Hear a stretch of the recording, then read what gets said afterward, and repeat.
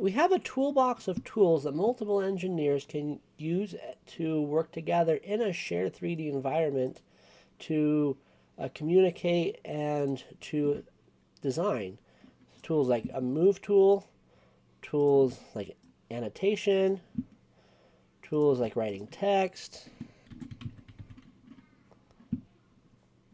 tools like taking pictures, tools like removing items,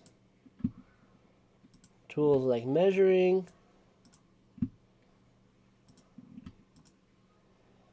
and all these tools, if they show in meters, can also show in inches and feet.